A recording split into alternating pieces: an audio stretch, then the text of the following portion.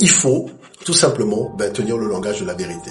C'est dire aux jeunes, écoutez, il y a une erreur qui a été faite par les aînés, et c'est cette question-là qui a été posée justement à la dynamique américaine quand il y avait les Martin Luther King. Ils disaient l'intégration c'est bien, mais l'intégration c'est pas pour autant perdre notre dimension africaine. Parce que les Chinois ne la perdent pas, les Indiens ne la perdent pas, les Pakistanais ne la perdent pas, les Mexicains arrivent aux États-Unis, ils parlent espagnol. Pourquoi nous serions les seuls à perdre tout? Et finalement à nous tellement perdre tout qu'on finit par se perdre soi-même. Et à être en train de faire la queue pour le RMI, en train de faire la queue pour le RSA, en train de faire la queue. Donc, ça veut dire qu'à un moment, il faut changer de système de réflexion.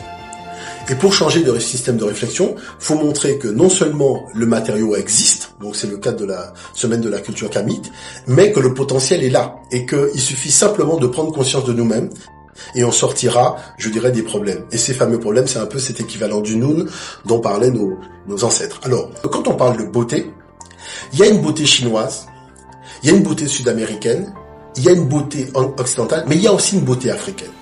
La beauté africaine, elle est spécifique.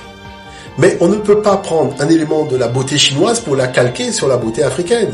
On ne peut pas prendre un élément de la beauté occidentale pour la calquer sur la beauté occidentale. Et puis, il faut pas oublier que la beauté est une invention de l'Afrique.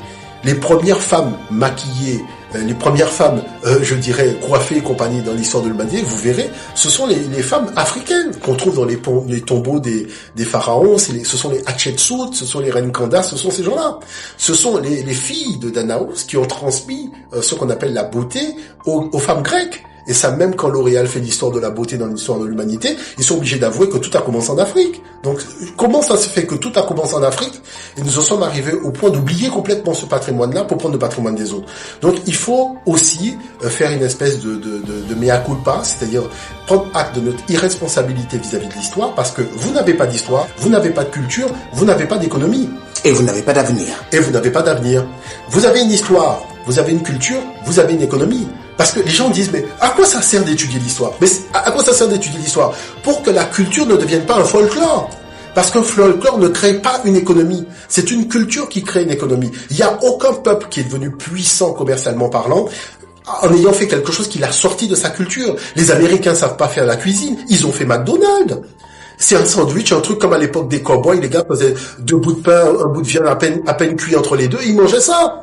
Vous voyez, donc d'ailleurs moi je ne recommande pas la cuisine américaine aux gens, parce que j'ai déjà vu, ces gens ne savent pas faire la cuisine, mais ça ne les a pas empêchés que sur le plan de la cuisine, ils sont devenus leaders mondiaux. Vous avez par exemple les Asiatiques qui maîtrisent la cuisine, leur cuisine à eux en tout cas, donc ils ont fait une cuisine donc qui est quand même assez diversifiée, et ils en ont fait un poste économique. Mais la cuisine chinoise n'est pas le McDonald's.